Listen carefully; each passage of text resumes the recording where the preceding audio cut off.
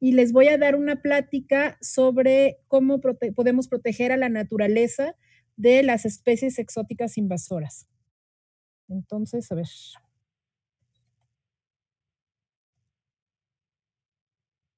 espero que ahí puedan ver mi plática. Sí, espero que me estén escuchando bien. Entonces, bueno, primero les voy a platicar un poco qué es esto de las especies invasoras, ¿sí? Primero, es importante hablar de conceptos muy básicos de qué es una especie exótica, ¿sí? Una especie exótica es una especie que no es nativa de una región. En este caso nos referimos a especies exóticas para México, o sea, especies que no se distribuyen de manera natural aquí en nuestro país. Por ejemplo, el kutzú, el perejil gigante, las jirafas o las carpas asiáticas. Ya cuando hablamos de una especie exótica invasora, ¿sí? Nos referimos a una especie que no es nativa, o sea, exótica, pero que ya está en el territorio, está fuera de su ámbito de distribución natural, que además es capaz de sobrevivir, reproducirse y establecerse en hábitats de los cuales no es nativo, ¿sí? Y que representa una amenaza. En este caso tenemos al kutzú, que es una planta asiática que puede crecer varios metros, crece muy rápidamente, al complejo de carpas asiáticas o al perejil gigante que nos crea este tipo de quemaduras fototóxicas con la piel, ¿sí? Ninguna de estas tres especies está en México todavía. Y esta es la definición oficial que tenemos en México de especie invasora en la Ley General de Vida Silvestre. Pues dependiendo del lugar y del contexto donde estemos, es importante manejar este tipo de definiciones, ¿sí?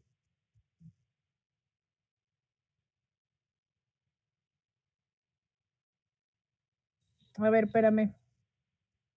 ¿Qué hice? ¿Qué hice? Espérenme, problema técnico. ¿Cómo puedo hacer?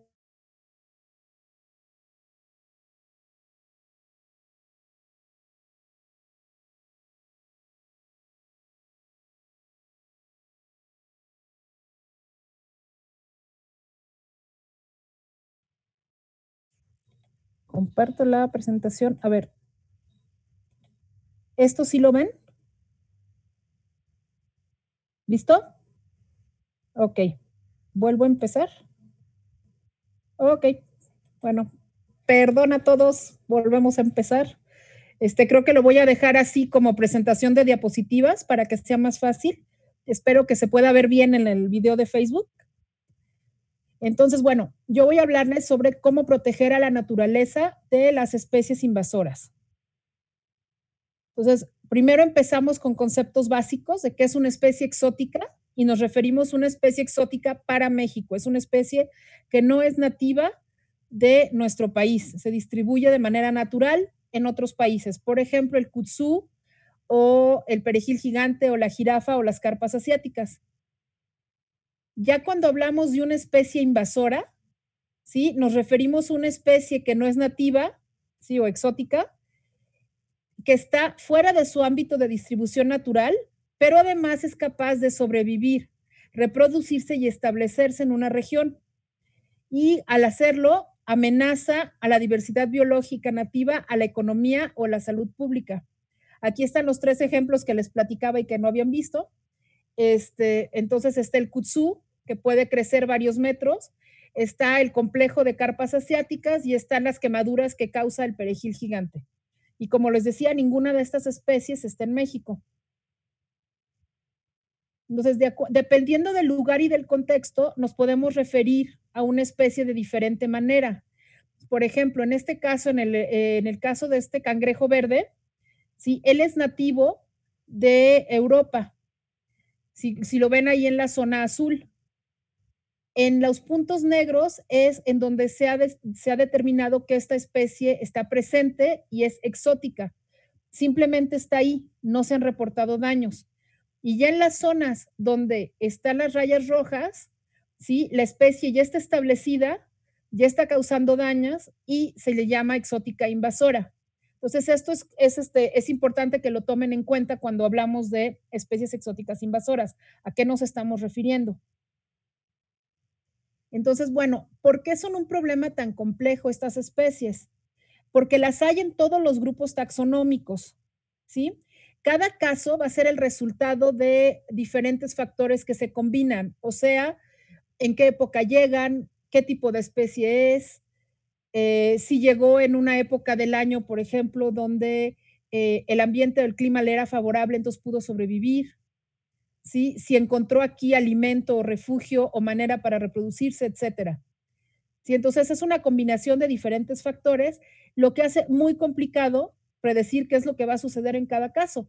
Hay una regla de que es del 10, en donde dicen que por cada 1000 especies que llegan, ¿sí? Sobreviven 10 y de esas 10 se establecen, no sé, una, y de ese una que se establece, el 1% se vuelve invasor. O sea, son como bueno, es una especie de regla muy amplia, pero nos sirve para saber que de todas las especies exóticas que llegan, la mayoría no se va a establecer y no se va a convertir en un problema. El problema que tenemos es justo adivinar cuáles son las que sí se van a convertir en un problema, porque las que sí llegan y las que se vuelven invasoras pueden ser unos agentes de cambio muy fuertes, ¿sí? Entonces, el tipo de impactos que pueden tener estas especies, por ejemplo, es a los ecosistemas. ¿Mande? A ver, ¿así? ¿Sí?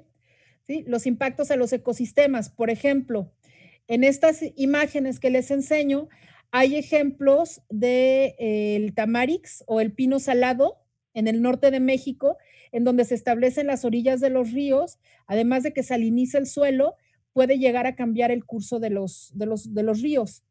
Están otras especies que causan eutrofización de cuerpos de agua, están otras como los jabalíes, o los cerdos ferales más bien, que causan erosión. Hay otras, bueno, el lirio acuático creo que todo el mundo lo conoce, ¿sí? Que causa problemas en los cuerpos de agua y bueno. Y están algunos pastos introducidos que aumentan la frecuencia de incendios en los ecosistemas en el norte de México. Otro tipo de impactos que pueden tener estas especies, pues son a la biodiversidad. Sí, están enfermedades como el besal el hongo quítrido de los anfibios, que ahorita está causando una muerte de anfibios en todo el mundo. Está la depredación directa, como el caso de este cerdo feral otra vez, ¿sí? O como el caso del pez león, que es un pez extremadamente voraz, o las ratas en islas que se alimentan de los pollitos o de los huevos, y sobre todo, bueno, las aves en islas, la mayoría anidan en el suelo, entonces tienen muy fácil acceso a las ratas o los gatos que se meten bueno, que se introducen a las islas.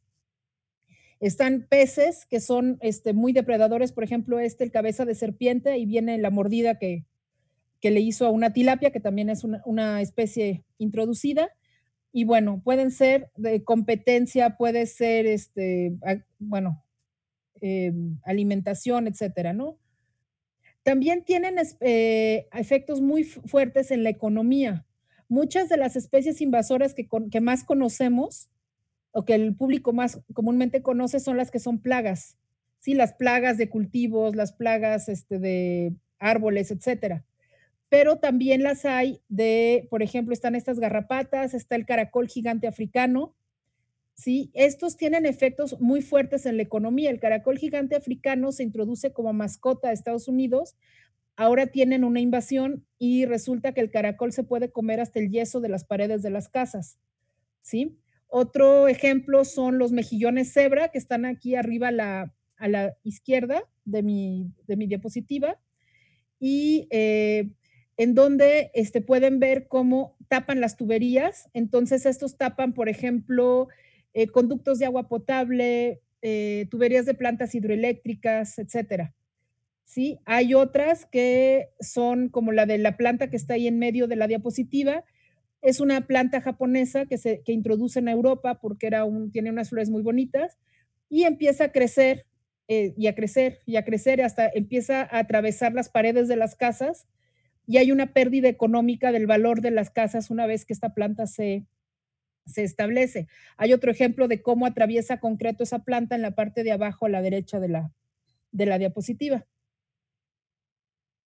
Otros ejemplos de especies invasoras o de impactos de estas especies invasoras son a la salud y al tejido social. Bueno, evidentemente ahorita estamos viviendo un impacto de una especie invasora, ¿sí? Que es el coronavirus, en que está teniendo impacto en la salud, está teniendo impacto en la economía, está teniendo impacto en muchas cosas, ¿no? Otros ejemplos son los mosquitos que transmiten el dengue, la malaria, el zika, etcétera. Algunas hormigas cuya picadura es muy, muy dolorosa. Otras plantas que nos pueden causar alergias o quemaduras. Y en el caso de la salud, digo, del tejido social, aquí en México tenemos el ejemplo muy documentado de los limpiapeceras, los plecos, que están aquí abajo en la parte de abajo de la diapositiva, en donde se introducen estos plecos para acuarismo, se escapan a los ríos del país y empiezan a causar pérdidas en las actividades de pesca. Entonces, el caso mejor documentado que tenemos es el de la presa Infiernillo, en donde había toda una industria enfocada a pesca de tilapia, que bueno, también es introducida, y llegan los plecos, los pescadores empiezan a sacar plecos hasta que, bueno, se acaba el negocio de pescar y los hombres se van a Estados Unidos y se desbarata la comunidad. Eso es un ejemplo aquí en México de un problema social ocasionado por una especie invasora. El otro es el de arriba, es una comunidad en el sur de Canadá, norte de Estados Unidos, una comunidad de indios americanos, sí, que se dedicaban a tejer estos canastos, que son canastos eh, con corteza de fresno. Sí, entonces tenían toda la tradición de hacer una ceremonia, ir al bosque, darle las gracias al bosque, escoger un árbol, llevarlo, tener la celebración para procesar el árbol, etcétera. O sea, era una tradición que realmente los unía como comunidad. ¿Qué pasa? Que llega el escarabajo, digo, no eran, sí eran fresnos. Llega el escarabajo del fresno, este que está ahí encima de las moneditas, y empiezan a morirse todos los fresnos. Pues lo que están haciendo ahorita es ir al bosque, cortar todos los fresnos para impedir que el escarabajo siga avanzando, guardar las semillas y están enseñando a los niños de 8 o 9 años a procesar hacer este proceso de extraer la corteza para los canastos, justamente para que cuando pase esta invasión del barrenador y ya no haya, y ya puedan volver a crecer los fresnos, volver a sembrar estos fresnos y estos niños que van a tener 60 años para entonces, le enseñan a los niños de la comunidad esta actividad. Entonces, a mí ahí se me parece un ejemplo como muy, muy fuerte y muy brutal de lo que puede ser una especie exótica invasora. Entonces, ¿cómo llegan? ¿Sí? Normalmente hay dos rutas principales, las accidentales y las intencionales. Entonces, una introducción accidental es que el, bueno, el organismo entra sin querer. Por ejemplo, como contaminante en vehículos o en barcos o en aviones o metido en algún contenedor. ¿Sí? Otras veces, por ejemplo, nuestras botas sucias, que vamos al campo, nos llenamos las botas de lodo, nos da flojera lavarlas y así nos las llevamos al campo a la siguiente salida y ahí pueden ir microorganismos o pueden ir semillas, etcétera.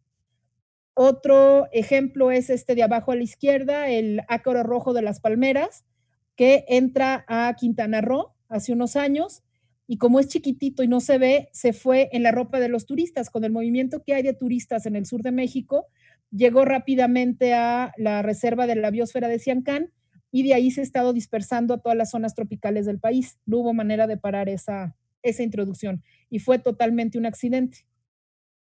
¿Sí?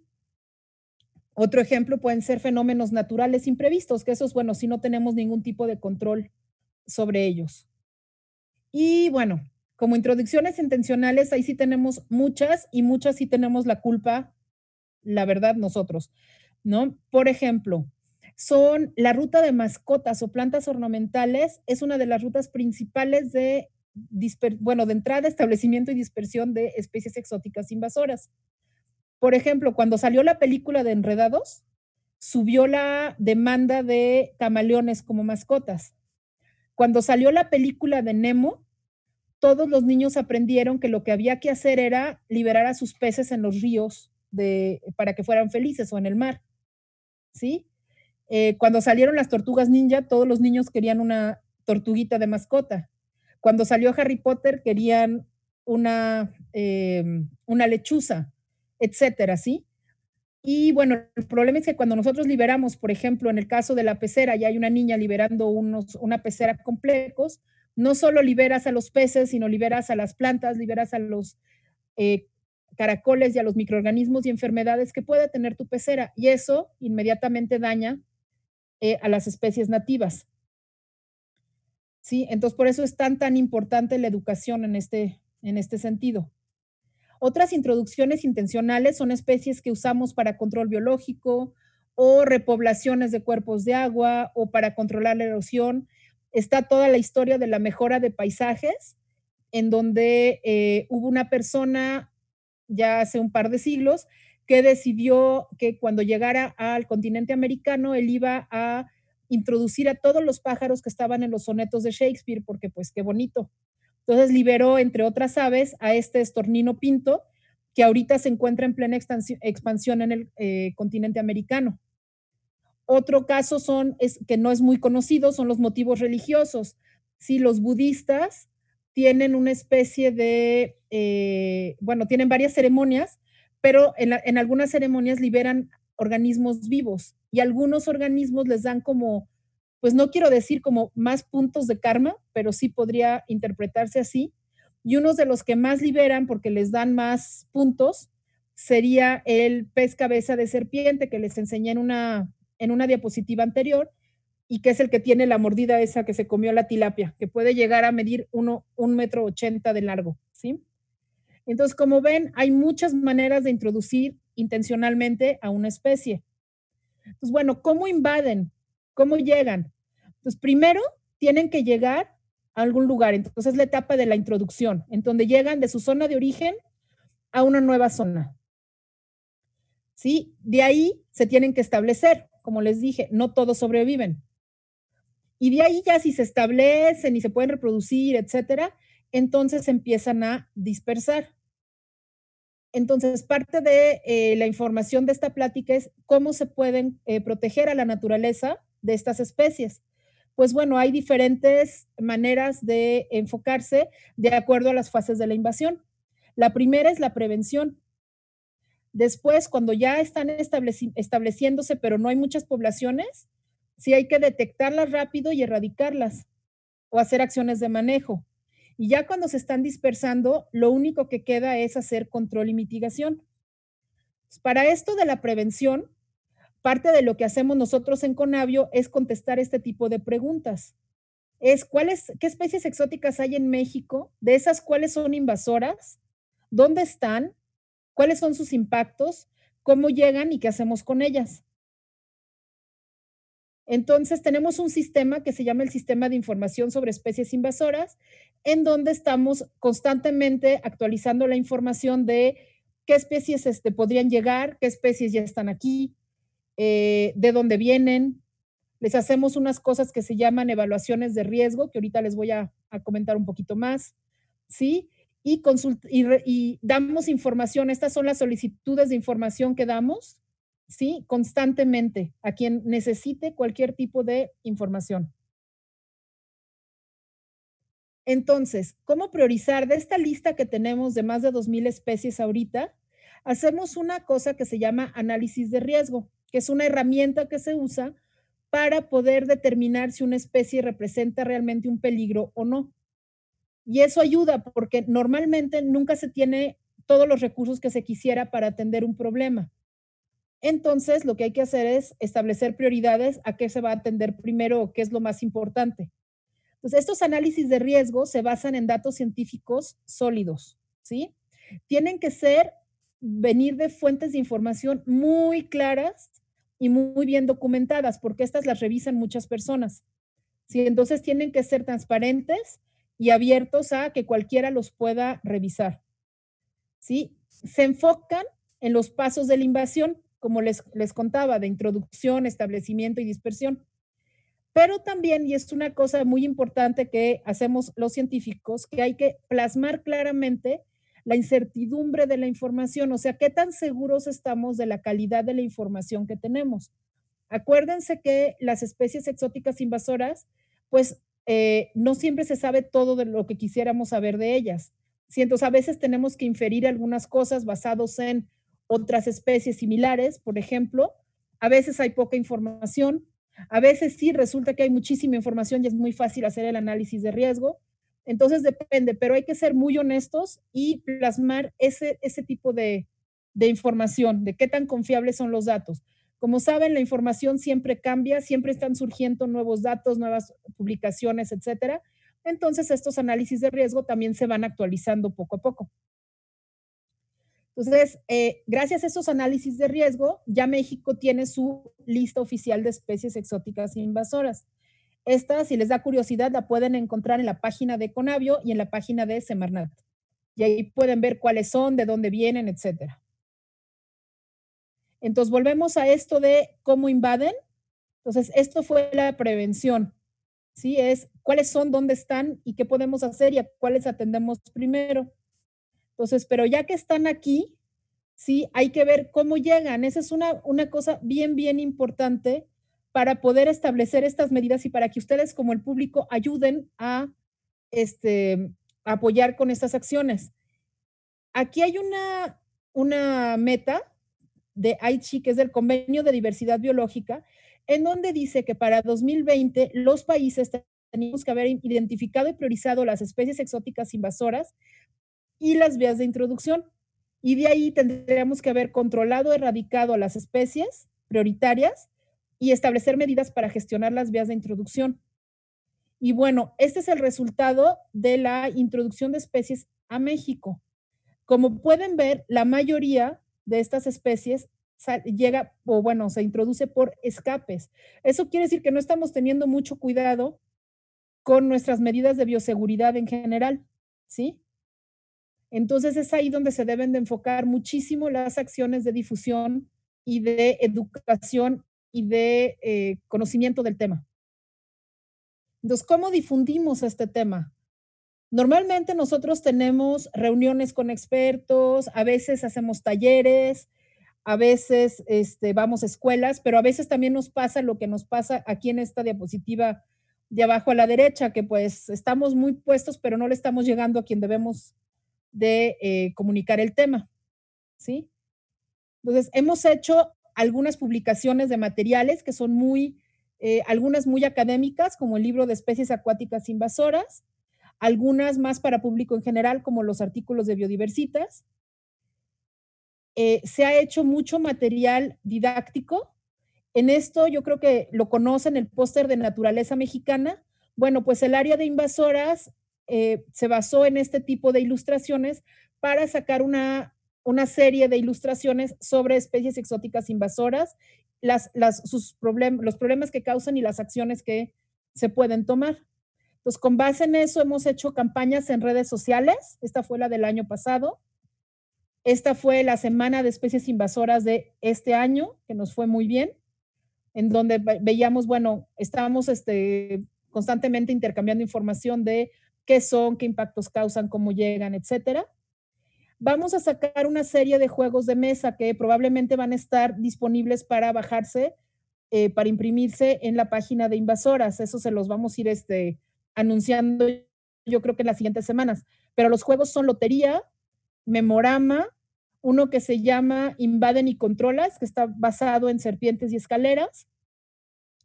Otro juego de mesa es Alerta de Invasión, que está basado en el 1.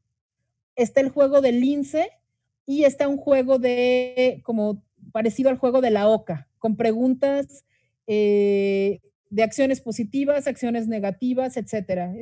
La verdad es que están divertidos. Vamos a tener también a disposición de ustedes una papeleta de juegos para que también la bajen y la imprimen. Ya van a salir o ya están saliendo, las pueden ver en nuestra página de Invasoras, las cápsulas de radio, que están basadas mucho en las 4 principales preguntas, que son, qué hacen, cómo llegan y qué puedes hacer como público para ayudarnos a controlar este problema. También ya están disponibles varias infografías con la misma temática. Pues todo esto lo pueden ver si se meten a la página de la Conavio. Ya también estamos sacando estos spots de video basados nuevamente en qué son, cómo llegan, qué impactos causan y qué se puede hacer, ¿sí? Y vamos a sacar la exposición virtual sobre especies invasoras que va a estar disponible para que cualquiera la pueda imprimir y difundir en sus instituciones o en sus escuelas, etcétera. Y bueno, está el decálogo un poco de qué pueden hacer ustedes como público, como ciudadanos, ¿sí? Pues muy sentido común, ¿sí? Que antes de adquirir una mascota hay que investigar cuánto vive, qué necesita, qué va a requerir durante toda su vida y pues realmente examinar si la podemos cuidar y si tenemos dudas, no la adquiramos mejor, ¿sí? Nunca liberar o abandonar a ningún animal, ¿sí? Además de la parte pues de las especies exóticas invasoras en donde pueden causar un daño, la verdad es que la mayoría de esos animales o la pasan muy mal, ¿sí? O se mueren. Entonces es una crueldad espantosa estar soltando a nuestros perros, gatos, etcétera, porque ya no los queremos, ¿sí? Nunca vaciar el contenido de peceras en ríos, lagunas, canales, etcétera. Siempre mantener el equipo de campo, los vehículos, etcétera, limpios. Después de regresar de campo, las llantas, las casas de campaña, las botas, etcétera. No mover tierra o leña de un sitio a otro. No sé si les ha pasado que compran leña, se la llevan a otro sitio y a la hora que están prendiendo la fogata salen un chorro de animalitos, ¿sí? De insectos, etcétera, que venían en la leña. Eso pues sí, es una ruta de introducción importante. Entonces, si van a usar leña para su campamento, usen la leña local, ¿sí? No traerse ni plantas ni animales como recuerdo de ningún lado. O sea, la típica de es que me encontré esta planta para mi abuelita y me la voy a llevar, etcétera. Eso ayuda a dispersar a las especies invasoras. Y bueno, la parte de proteger recipientes que almacenan agua para toda la parte de salud del dengue, de los mosquitos, etcétera. Y pues que se metan a nuestras páginas, que conozcan más, no solo sobre especies exóticas invasoras, sino también sobre biodiversidad, ¿sí? Y compartan lo que aprendieron y una herramienta muy importante que estamos usando es la plataforma de Naturalista. Entonces, les pediríamos que cualquier cosa que no conocen o que sí conocen, no importa, le tomen foto y la suban a Naturalista. De verdad, eso nos ayuda mucho a mapear qué especies están en el país y gracias a colaboraciones en Naturalista hemos detectado 3 nuevas especies exóticas que no sabíamos que estaban en el país. Entonces, realmente es una herramienta muy divertida, muy importante y donde creo que nos pueden ayudar mucho. Y bueno, hay una cosa aquí, que bueno, no lo mencioné en mi plática, pero este trabajo es el trabajo se hace con el apoyo de muchísimas personas, tanto dentro de Conavio como de muchas instituciones. No es un trabajo que Conavio hace sola y bueno, creo que es importante reconocer eso, ¿no? Estos son nuestros datos de contacto, por si los quieren ver, pero bueno, estamos siempre a sus órdenes para cualquier duda, pregunta, comentario, etcétera. ¿Sí? A ver.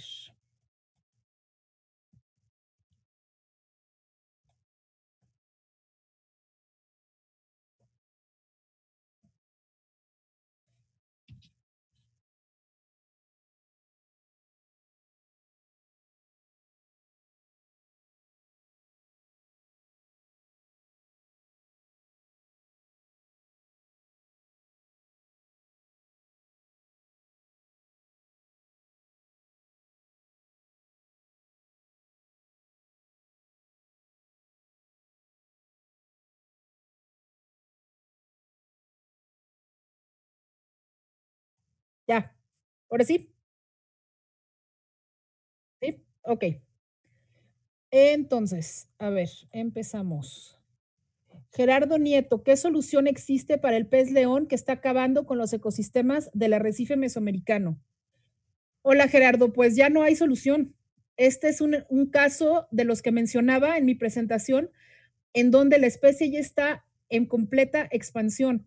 Y siendo una especie acuática, es muy complicado pensar que en algún momento los vamos a poder sacar del ecosistema. Aquí lo que queda como solución es estar haciendo acciones de control, de manejo, entonces estarlos pescando, estarlos sacando, etcétera. Pero lamentablemente, este sí es un muy mal ejemplo de una especie exótica invasora que ya se estableció y está ahorita hasta donde sabemos desde Carolina del Norte hasta Colombia. Luego, Carlos Aguilar, ¿cómo se podría disminuir la introducción de animales invasoras y cómo se controlan actualmente en México algunas de ellas? Bueno, disminuir la introducción de animales invasores con educación. Siempre, siempre. O sea, esto que les comenté de liberación de mascotas, de medidas de bioseguridad, que son las medidas que se hacen cuando, por ejemplo, se tienen granjas productoras de alguna especie exótica. Son todas las medidas que se tienen que poner para que esta especie no se escape. ¿Sí? Entonces tenemos que reforzar ese tipo de medidas de bioseguridad. ¿Y cómo se controlan actualmente en México algunas de ellas? Bueno, hay acciones de erradicación, hay acciones de captura, etcétera, para quitar algunas poblaciones. En el caso, por ejemplo, de los pericos argentinos, que ahorita se están viendo varias invasiones, sobre todo en centros urbanos grandes como México, Guadalajara, Monterrey, Oaxaca, etcétera, pues es destruir los nidos y no alimentarlas para que, pues, aunque se oiga muy feo, para que se mueran, porque son unos pericos que pueden causar mucho daño y que además pueden causar daño a las especies nativas. Luego, Antonio Jiménez, ¿hay algún número económico sobre el impacto de especies invasoras, ya sea terrestre o acuático? No. O sea, sí hay estimaciones en Estados Unidos, son estimaciones bastante ya desactualizadas, son como del 2005, son unos artículos de Pimentel. Salió otro artículo en 2016 en donde hablaba de el impacto económico de insectos, tanto a la salud como a actividades productivas, pero estas son estimaciones a nivel mundial. En, eh, en 2010 salió otra estimación que decía que las especies exóticas invasoras ocasionan la pérdida del 5% del Producto Interno Bruto en el mundo al año.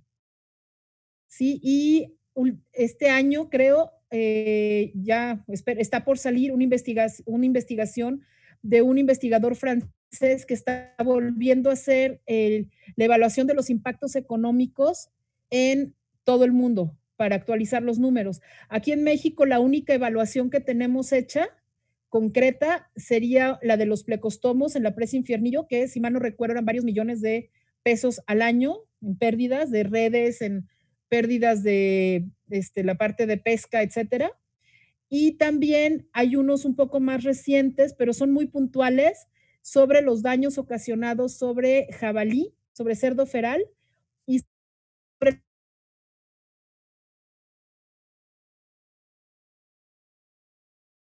sobre unos tunicados. Los pueden encontrar en la página de Conavio y más en Proyecto GEF y Frente 1 Análisis de Riesgo. Ahí están, pueden bajar los documentos. Luego, Israel León, ¿hay algún ejemplo de especies nativas que desaparecieron por culpa de especies invasoras? Sí, hay varios, sobre todo en islas, en México. Muchas aves han desaparecido por culpa de la acción de especies exóticas invasoras. Jorge Bersunza, ¿existe alguna iniciativa de parte de la Conavio u otra organización en México en específico para el control del perico monje argentino? Bueno, hola Jorge, mira, Conavio no hace acciones de control, ¿sí? No, nosotros no nos limitamos a recopilar y dar información, pero sí hay iniciativas. Sé que aquí en la Ciudad de México la FESIS Tacala está trabajando en documentar esta invasión y en proponer algunas acciones de control. En algunas áreas naturales protegidas también ya se están haciendo acciones de control. Y aquí también volvemos a un punto muy importante y muy delicado del tema de invasoras, es que como los pericos son bonitos, mucha gente los protege. Entonces es muy complicado hacer estas acciones de control y erradicación. Entonces, por eso tenemos que estar tan informados y tan claros de por qué es necesario llevar a cabo estas acciones. Daniel Trujillo, ¿hay especies exóticas que en algún momento se pueden volver invasoras? Sí. Como te decía en la plática, no sabemos cuáles, no sabemos en qué momento. Hace unos años, uno de los expertos en peces, el doctor Contreras, que ya falleció, nos explicaba que a veces hay un tiempo de hasta 30 años entre que una especie exótica llega y se establece y empieza a mostrar impactos. Entonces, sí, no sabemos cuáles son, pero de que está el problema o de que el problema puede estar latente, por supuesto que sí. Leonardo Noriel, ¿qué sucede con aquellas especies exóticas invasoras que después de establecerse forman parte de las cadenas tróficas y de la economía local, sin que lleguen a causar desequilibrios ecológicos? Bueno, serían especies exóticas. Si son especies invasoras, ya están causando algún tipo de desequilibrio. Y bueno, tenemos muchos ejemplos, o sea, muchas de las especies exóticas que usamos para seguridad alimentaria, pues están aquí para quedarse, ¿sí? Y ya forman parte de nuestra seguridad alimentaria, de nuestra cadena trófica y de economía local. Algunas, por ejemplo, el pez león, sé que ya varias comunidades del Caribe los están pescando y vendiendo porque la carne es muy buena y están recibiendo un beneficio económico a cambio de eso. Aquí lo importante es no crear lo que se llama un incentivo perverso, ¿sí? Que es usar a la especie como, bueno, o sea, hay un beneficio económico de la especie, entonces por lo tanto la siguen reproduciendo para usarla. Hay que buscar alternativas nativas para que en cuanto se logre el objetivo de bajar a la especie por medio de uso, de bajar los números de la población, se pueda reemplazar con alguna otra especie nativa y además se puedan hacer acciones de restauración. Oscar Jiménez, ¿cada cuánto se pretende actualizar la lista de especies exóticas publicadas en el DOF? Esto sería cosa con Semarnat. Nosotros en Conavio lo que tenemos es cada vez que hacemos un análisis de riesgo y que tenemos un resultado, vamos agregando las especies a nuestra página. Ya los procesos como jurídicos los manejaría Semarnat, tendríamos que verlo con ellos. Oscar Jiménez, ¿alguien más aparte de la Conavio elabora los MERI, análisis de riesgo? ¿Y cómo se pueden someter a evaluación si lo hace un externo?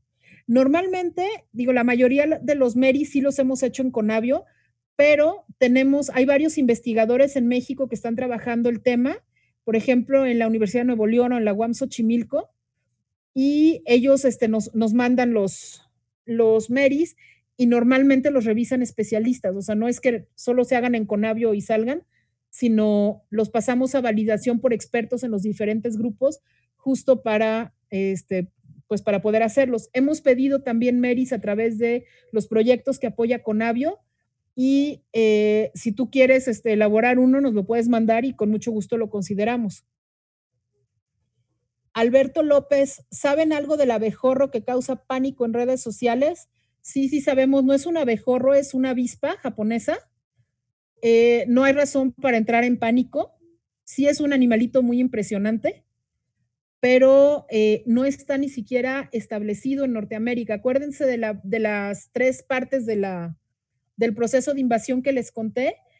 Se detectó una población en Vancouver, cerca de Vancouver, que se eliminó y parece que se encontraron dos individuos en Washington, que es exactamente la frontera de donde se encontró la población, que parece que eran obreras de esa, perdón, de esa población.